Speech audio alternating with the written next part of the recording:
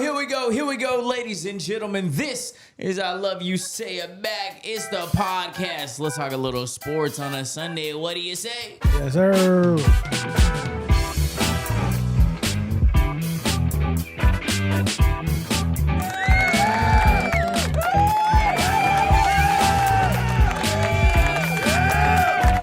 Thank you. You're far too kind. Once again, I Love You Say It Back. It's a podcast. I'm your host, Vic D. That is our boy, Preet. What's up? And if any of you guys miss John, we just got off the phone with John. John has been on he's been on a little bit of a world tour recently, but this was all pre-planned before the season started, so we kind of knew. We had mentally prepared for it, but after this, he just got cooked. He will be back. He should be back for most of the rest of the season. So John will be back. Now, have no fear.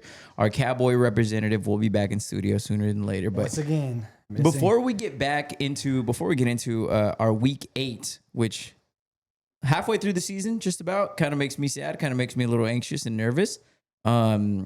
Want to remind you guys, please subscribe if you are listening on Spotify or Apple or wherever you're listening to the podcast. Please hit that subscribe button. Make sure you guys keep up to date with everything that we got going on. Follow us on YouTube at ILY Say It Back Pod. Follow us on Instagram at ILY Say It Back Pod. I'm at Vic D Radio. Preet, let them know.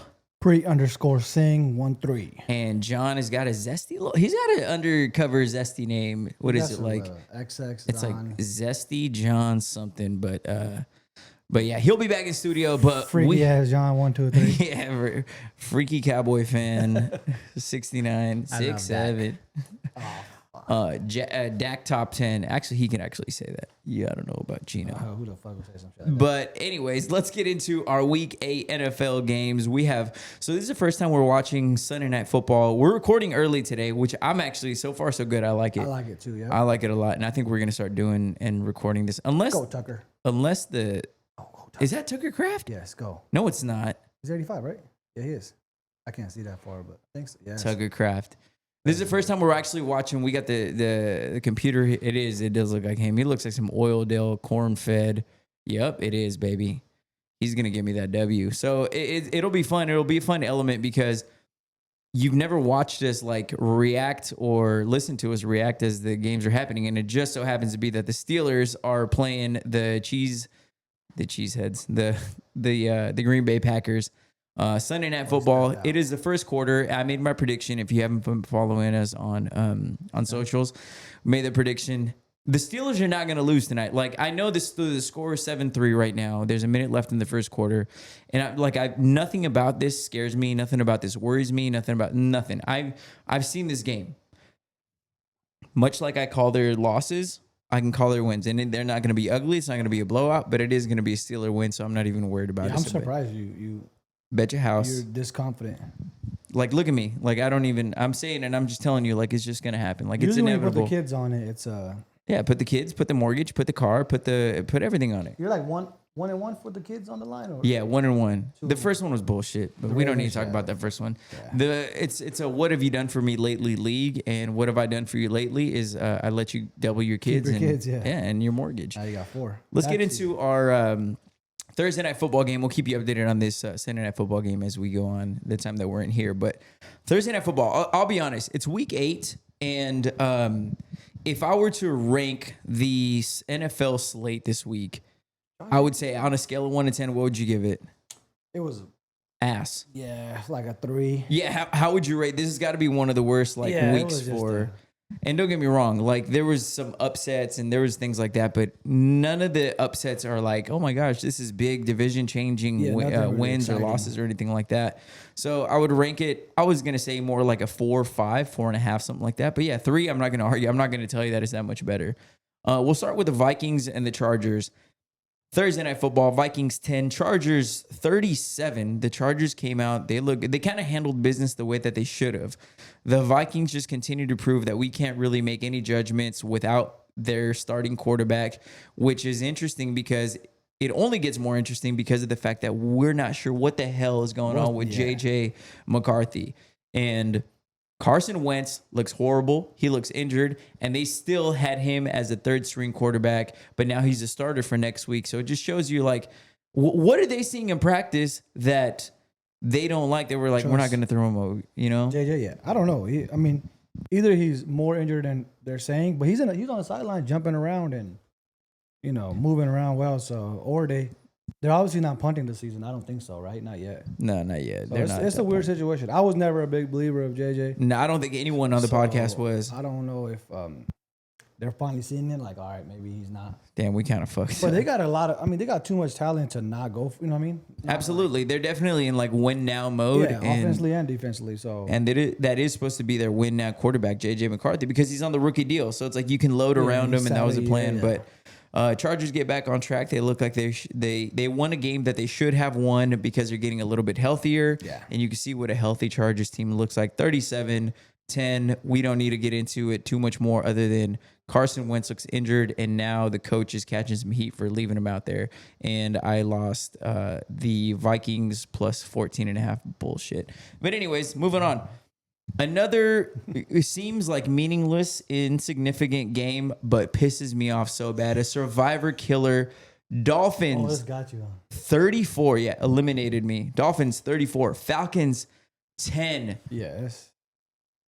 Falcons are at home, right? Falcons were at home, dog. What the fuck, Falcons?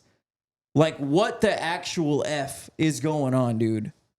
I thought Kirk Cousins was playing. I was like, this is a scary situation for Michael Penix because Kirk Cousins comes back and starts playing good. And Kirk Cousins is fully capable of dropping like 400 yards. Flacco, same thing with Joe Flacco. He's younger. Exactly that type. And I'm like, you know what? In a one-game situation, I like Kirk Cousins better than Michael Penix at home with those weapons against Miami and that defense. Miami's defense against the run is horrible. Against everything there. Yeah. Out of nowhere, it's and it was kind of a prove-it game for Kirk Cousins, and he definitely did improve it. So I thought that was another. So I have Dak in one of my fantasy leagues just to prove you how much I believed in it. I benched Dak and started Kirk Cousins, which oddly enough I think got me like one more point. But anyways, I was banking on like the big blow up game because he wants to still be a starter. He wants. And I was like, this is his audition tape to go out and say, hey, trade me to a contender.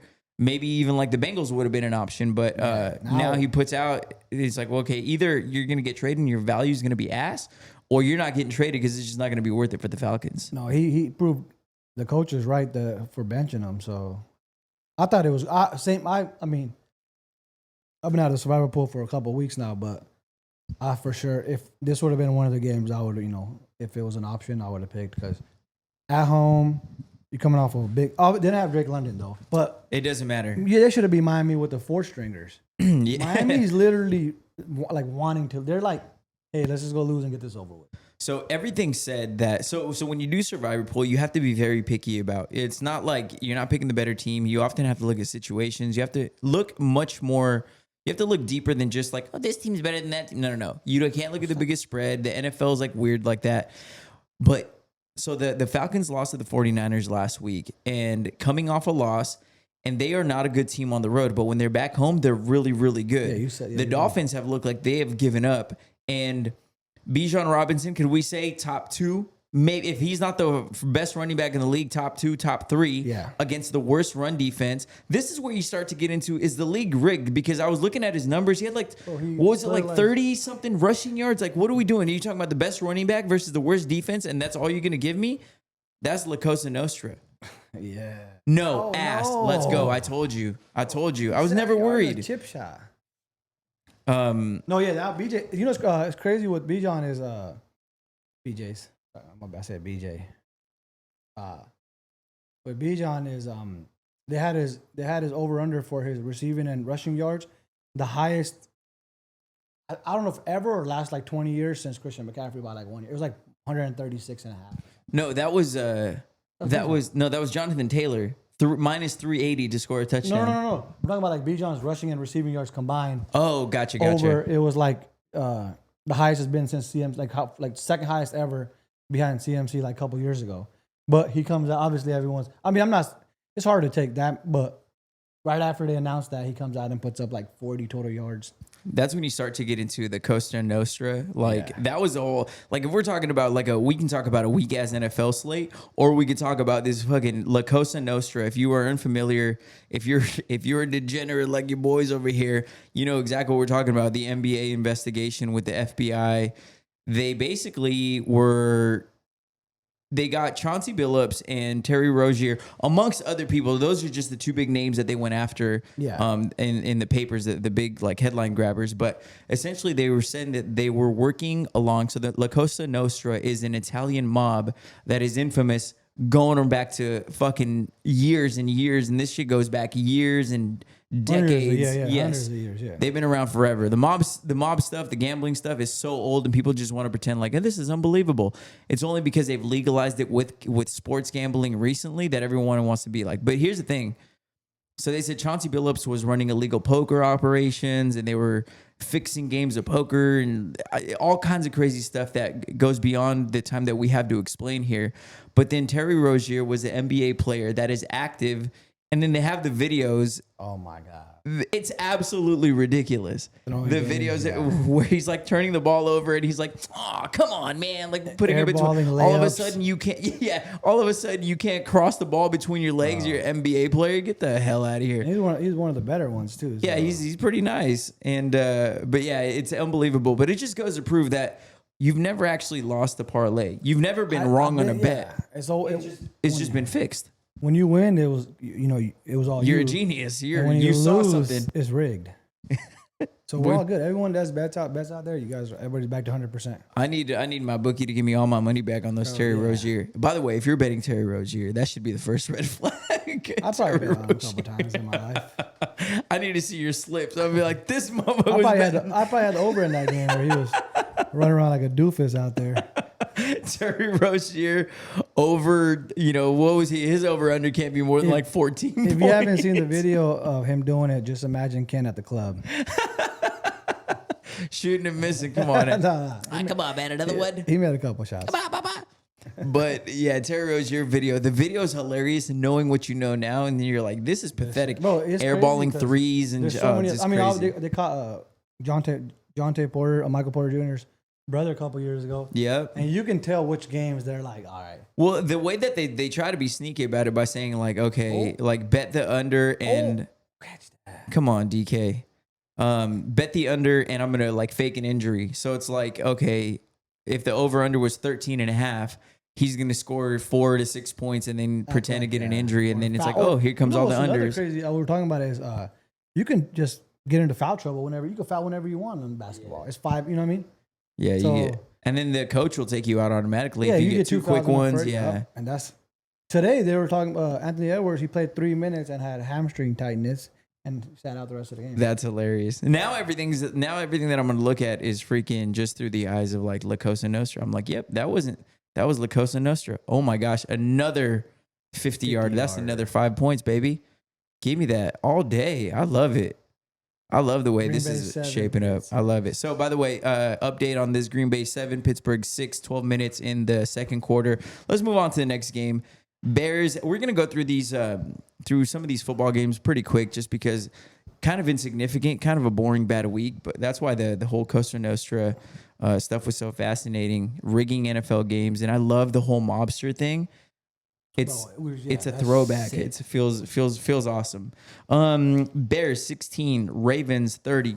Ravens handle business, a must win. There is no doubt about it. It's a must win, even without Lamar Jackson. If you think that they're going to come back and have any chance during this season, which if you look at their upcoming schedule, they have a chance to reel off about 5-6 in a row. I'm just surprised Lamar. I don't know. I mean, obviously they didn't know they were going to win this game, but it's like I thought Lamar would have kind of came back. You would have tried to push it. Yeah, tried to push it to come back because this is it. Like you said, they have a favorable schedule coming up, but this is a huge win for. And you bought him another week. Bought Lamar some time. I don't know if they have a bye week coming up or they already had one, but That's going to be huge too. It's good. Yeah, it was huge. But the Bears 16, they end their 4-game winning streak. Yeah, everyone thought I didn't catch a lot of this game. I was out there just throwing I was like Yoshinobu Masano. it was Blake Snell game 1. Yeah, big Blake Snell. I was out there pitching. I was like, end of the season. Nobody cares about our record anymore. So I was out there pitching. But I will say that the Bears 4-game win streak, like, I was impressed by the fact that they won 4 in a row.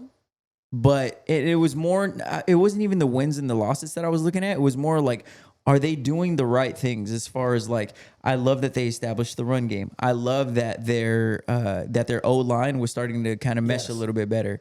But it seems like Caleb himself has regressed since the Bro, I was talking since the bye, but the team's actually gotten better. And it's just kind of like, wait, what's going on? I was talking to my boy at work. He's a Bears fan, big Bears fan. And same thing. I was like, he kept saying, he was like, oh, our run game looks good. We're winning. And I was like, yeah, that's cool. But I would like, obviously they know what they're doing, but you kind of want to build more confidence in your quarterback. Because last game they blew out the Saints, right? I think it was the Saints. But it was crazy because like Caleb would drive them down to, the red zone and then they would run it in. And it's like, cool, yeah, obviously you want your scoring, but at like some of these other quarterbacks, well, like Sean Payton or something, they will like build so much. Like, just let Caleb throw. He has 0 touchdowns last game. 1 or 0. He has 0 today. So it's like, and in situations like this, now when you need him to, obviously I'm not saying that one game is affecting him, but you want to build momentum and like, yo, I can go out there and throw 3 touchdowns. Not, hey, I'm just going to, the game plan's against me. Like, yeah. I think sometimes you got to get out of your game plan for your young quarterbacks to build that confidence, especially because after they won 4 in a row, they were, their division and stuff, they can win. Like, you can make the playoffs. Obviously, they have a good record. And I absolutely believe that it's as simple as, hey, just give them a couple like slants, a little 5-6 yarders. Once you get flowing, then the deep, everything just falls. And it's like, how do we figure that out? But Ben Johnson, the coach in the NFL, boy genius, can't figure that out. That shit pisses me off. I feel like that's not because you're obviously because the whole thing with Caleb is like, oh, they got to hold him in check. He gets too crazy and stuff, but. To win, you got to have a quarterback that's going to go out there and win you a game, man. It's too hard to win just by having like somebody that's just like handing the ball off the whole game. So couldn't agree. I think more. They need to be let them be a little bit more aggressive. You throw a pick, who cares? You're going to beat the Saints no matter what. You're up 20, 30, 20, 15, 20 points. So yeah, he's like, look, Jordan Love. He's wilding out there. I love it.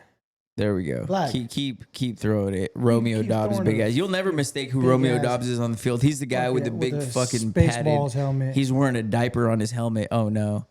96. If I don't know your name, you're irrelevant. Let's move on. Yeah, a good old-fashioned Western shootout. I don't want to spend too much time on this game. Jets 39, Bengals 38. This might have been the most exciting game of the week with some of the worst absolute. Like, look, perfect example of what the NFL is. The Bengals go out, whoop on the Steelers last week. And then they go out and lose to the Jets, hand them their first win. More than 10 all of a sudden, Justin Fields is a real quarterback. It's just crazy. The Jets are a mess. The owner saying like, hey, it would be different if we can complete a pass. It's like, bro, what is going on? And they go out and come back. Yeah, that's crazy. They went from like, oh, is he getting benched? Is he going to get traded? Then they're like, no, we'll start him. And then he balled out. NFL is. It makes no sense, but crazy, man. That was a crazy game. Just one, just good old fashioned win. Yeah, a Western shootout. Yeah, it was a crazy one. Bills 40, Panthers 9. Again, an expected win. Almost felt like a must win for the Bills. Bills had lost 2 in a row. They had a bye, and if you can't get right against. Bryce Young didn't play, right? It was Andy Dalton. Andy Dalton, yeah. Andy, if you can't get right against a backup, he's got to be pushing 42 against a backup quarterback at that age. When you're expected to be a Super Bowl contender, if you can't get right, it almost felt like a must win. They went out, handled business. Panthers 9, Bills 40. Big game for I almost said Dalvin Cook, but James Cook. Any thoughts on that game other than must win, had to win, I think business? It was not just must win, but it was one of those like, hey, we got to go out here and handle blow business them out of the water, kind of assert dominance again in the league. So they did that. Exactly, absolutely. 49ers 15, Texans 26, and I was watching some of the back to reality. I was watching some of the game recap on this, some of the video. It's like All of a sudden, here comes this Texans offense and C.J. Stroud looking like the old C.J. Stroud. 300 yards, yeah. Yeah, against what's been a good defense in the San Francisco 49ers. They have had injuries and they've overcome those. But regardless, they've looked good so far. Texans come in or they go to Texas and they kind of bounce back the way that they needed to in a way and hand the 49ers, what is it, their second? Third, loss? 5-3. 5-3. Yeah, it's crazy because back to the NFL is crazy. No Nico Collins today. Supposed to be supposed to be the number one receiver in the league overall this year, like fantasy wise. And they go out there and have CJ has one of his best, if not his best, offensive game of the year. That's crazy, right? Your best weapon is not playing. But yeah, obviously Niners are injured, so I'm not gonna pick on them too much while they're down. Psych, they suck. Sorry ass team. Now this rest of the week, no Niner fans are gonna come out. We knew we were going to lose. We're injured. What do you expect? We don't have Purdy. I could hear it. Yeah. We're supposed to lose, bro. We suck this year. We're done. What did you expect? What do you expect? Hey, but if they win, it's like crazy we're doing it. It's crazy we're doing all this without any of our players. But it's like I hate when people do that. Like, low key, I'm a Laker fan and I'm a LeBron fan, but I hate when he does the thing where he's like, I've got an injury. And then he goes out there and plays and he's like, if I play bad, then it's like, oh, it was my injury. But if I play good, it's like I'm incredible with an injury. Shut the fuck up, bro. Just like stand on your nuts, bro. It's just a game. I got a family that I love so much. Yeah. Win as motherfuckers like I'm the king, I'm the greatest. Yeah, but I hate people. I hate Niner fans so much. Let's talk about the next boring ass game that was expected, went as expected.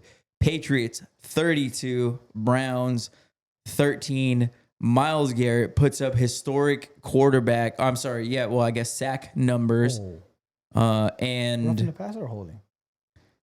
Holding. TJ's a wild. Yeah.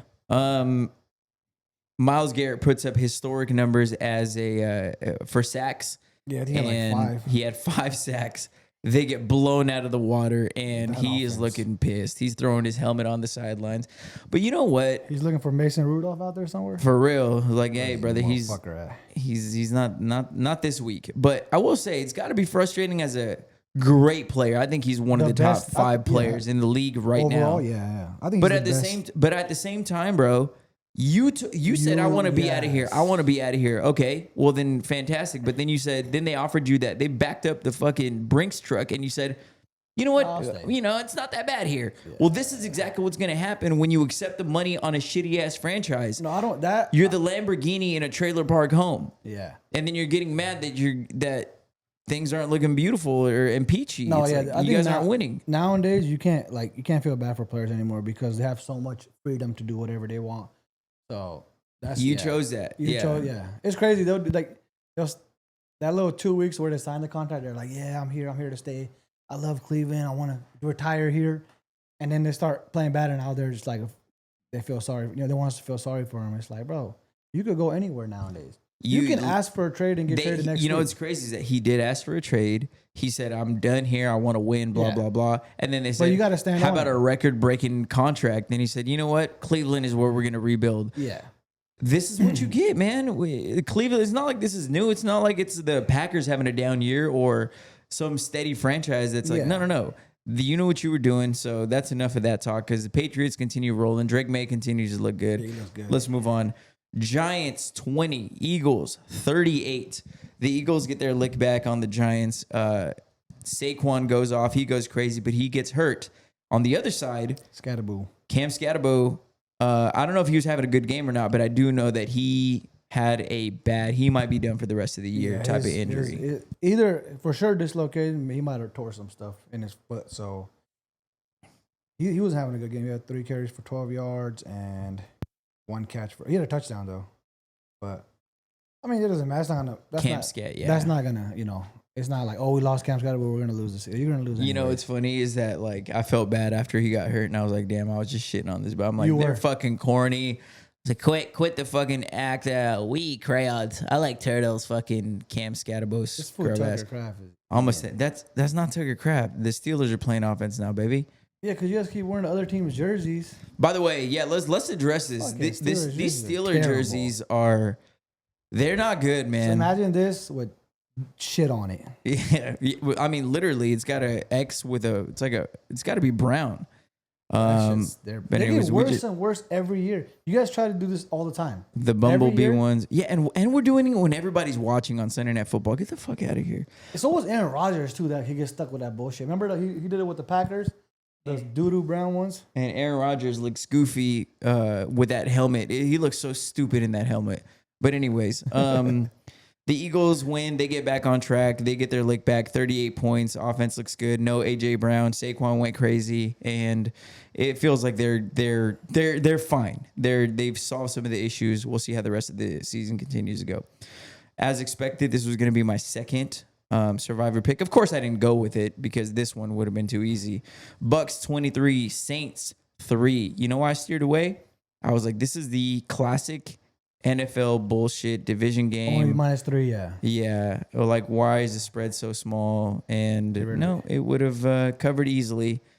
And you would have been alive. Yeah, I would have been alive. Now you suck like me. Yeah. But anyway, what's crazy is that in the whole early slate, 5 people lost. Everyone. Yeah. So like everyone picked the Falcons or someone picked the Bengals over the Jets. Yeah, I seen that. So it was everyone lost. That's incredible.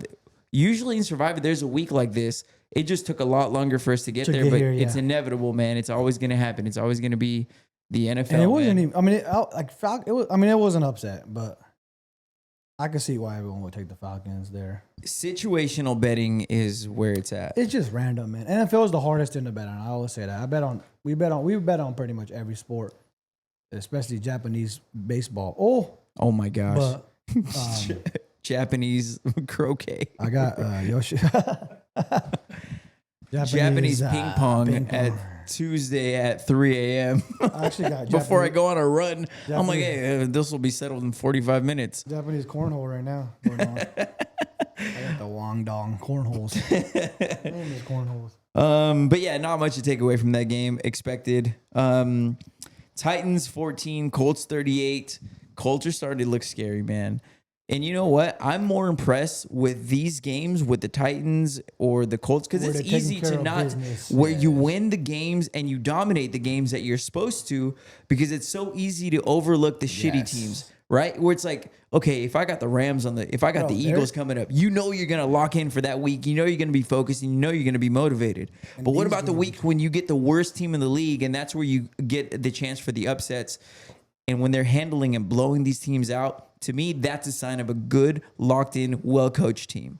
Yeah, and I like like you said, they're not messing around there. Hey, they're like looking forward to it. We're playing the Titans. Let's go put numbers up. Jonathan Taylor's going crazy. I was just going to bring that up. They keep feeding them, bro. This is exactly what I was talking about with the Caleb Williams thing. Is like, that's your star player. Get them going. Like, because there's going to be more important games coming up. Yeah, running backs, you don't want to get them hurt or you don't want to wear them, but like, this is building his confidence.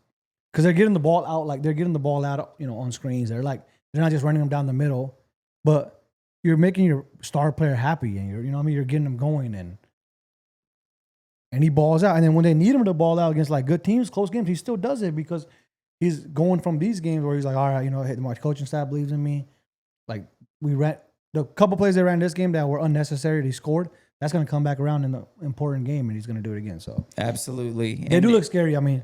Offensive player of the year so far. Actually, easily. You know what? Little tease for next week. That is crazy workout. That goalpost. Yeah, that's Jalen Warren. Yeah, dude, these running backs are freaks. We see them as like small because they're behind the line. They look small and they're like, hey, I can play that position, but they are freaks, bro.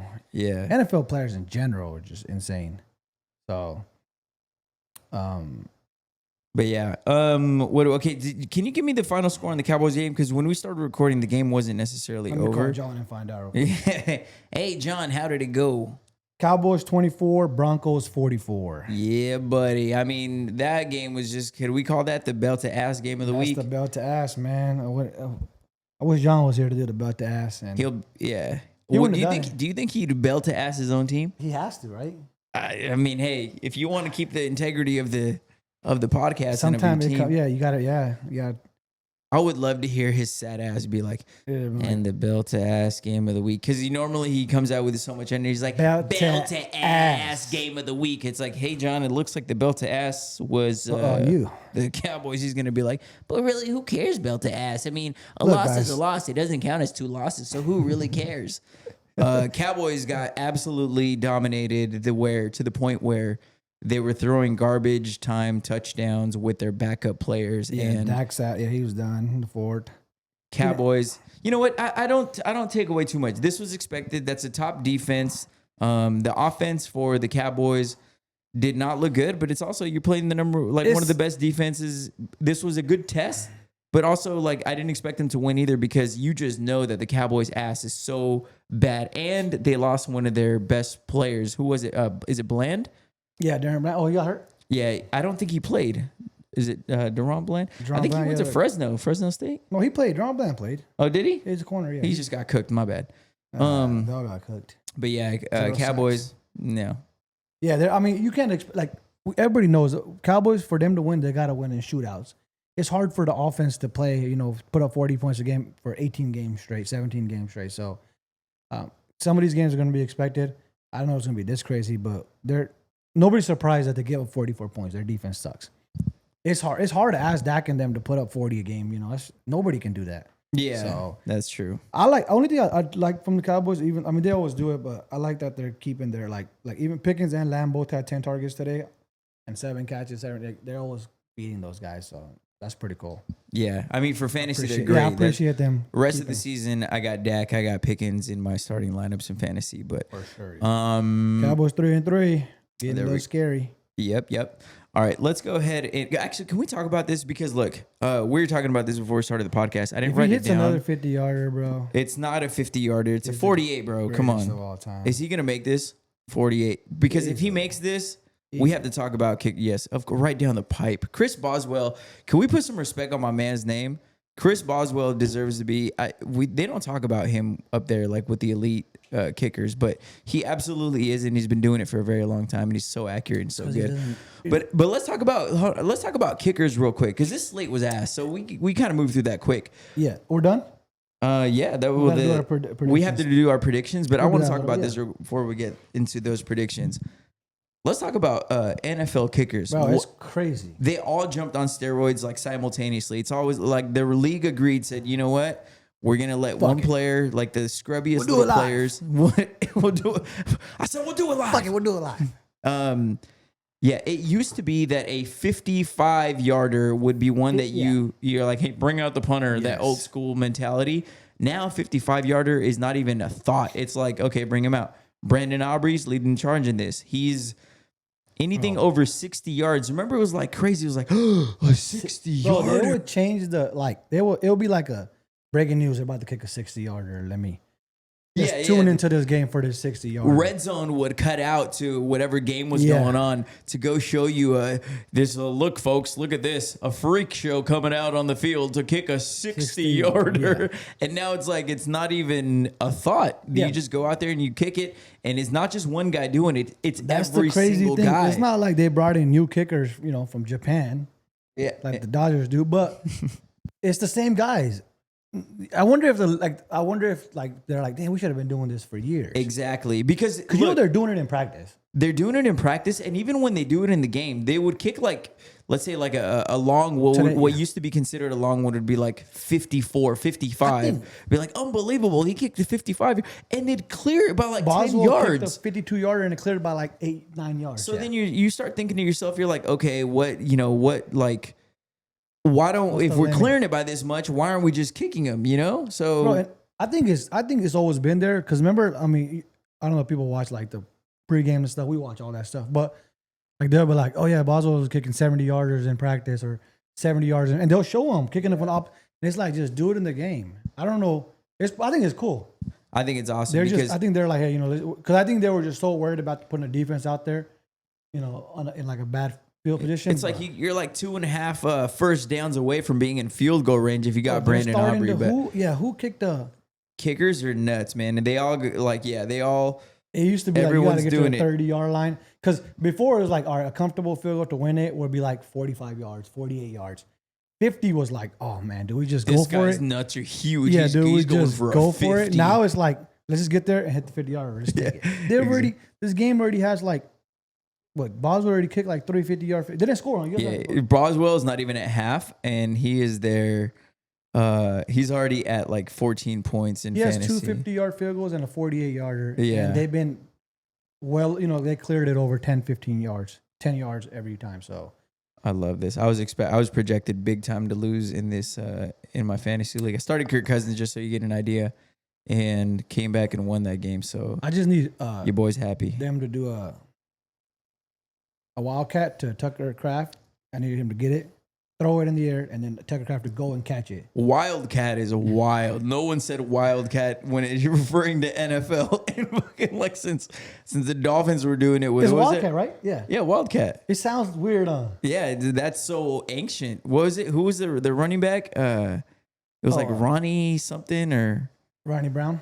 was it Ronnie Brown? It was. They were doing it. Yeah, they were doing it. But it was the Dolphins. I remember the Dolphins really doing does it. not work. I don't know how they got away with it. Because it was new. It's like. It was like you knew they're never going to pass. And then when they were going to pass, it was going to be like a Brucey pass from like, go deep. Shouldn't have that popcorn.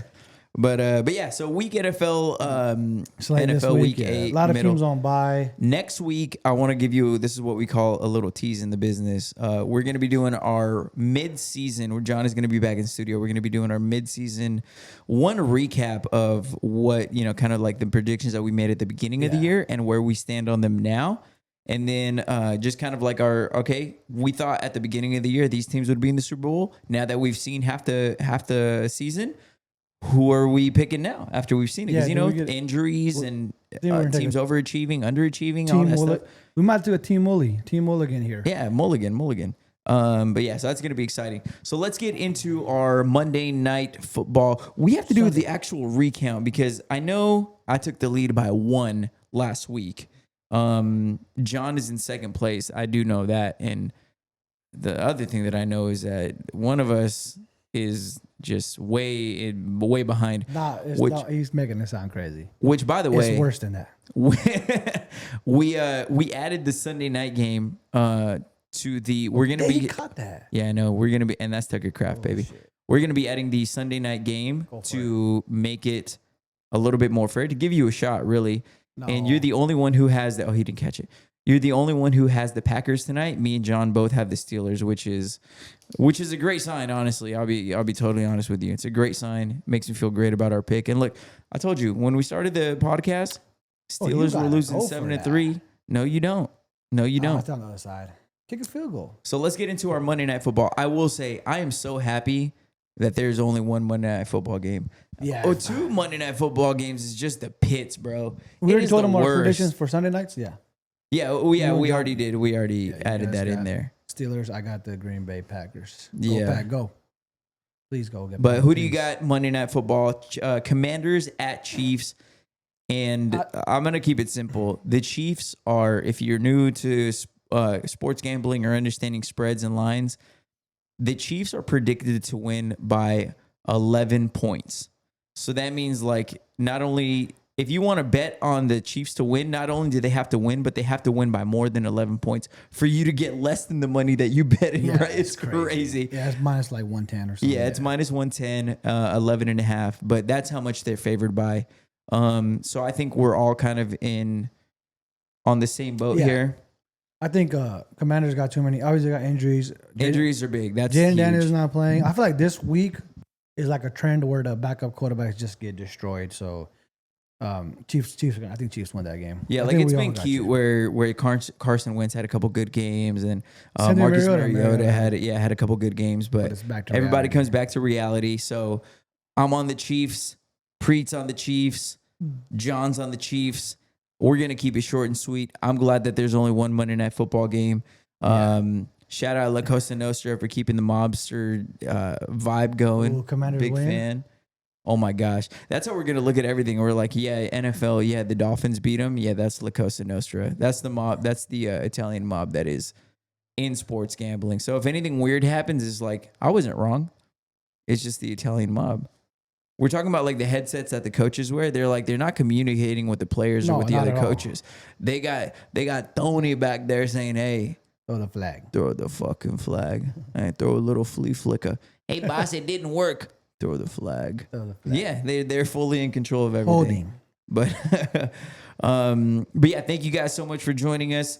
I'm sorry for the week slate, but you know what? It's a full NFL season. In July, we are going to be begging for something like this. You know what I would give for a week 8 fucking Dolphins at Falcons right now? 34-10 blowout. And then breaking news, we're doing so when July comes around, we're gonna be doing the Japanese cornhole league. So we're gonna be recapping those. Okay, so we'll take a quick advantage. 1-2 minutes on this. The World Series has been fantastic so far. The Dodgers came back and knotted it up in Toronto. Now the series heads back to LA 1-1. It's going to be good. People thought it was going to be a blowout. People thought it was like, a 5-game series. No, I think this is going to go 6, maybe even 7. And I still think the Dodgers there's no doubt that the Dodgers are the better team, but the firepower, there's like a certain game script in which the Jays can win and really blow them out, which is exactly what happened in game 1. Bullpen, you get to the starting pitching early, you bring in the bullpen, the Dodgers' weakness versus the number 1 offense, and you expose that, and that's how the Jays can win. But when Yamamoto comes out, does a complete game again, then you just if the starting pitching, that's all it is, bro. If the starting pitching is good, we win. If it's bad, our bullpen's gonna get exposed. Yeah, it's kind of scary because it's hard to ask the starting pitchers to absolutely go 7-8 innings, but against that offense, bro. Honestly, Vladdy's crazy. That's the only way we're gonna win because I don't trust our bullpen at all. Nobody does. Their confidence is shot. They know they're coming out giving up 3-4 runs every time. So either we got to be up 10-1, which I don't see because our offense has been terrible. Shohei, Mookie, all these guys they haven't. Shohei's offensively he had that slump. one game. He's just having a slump, and it sucks. This came at this time, but baseball's hard. You play, it's hard. But I will say this is becoming a trend because in the last season and the playoffs, he's not been good either. But it just, it's hard to be like,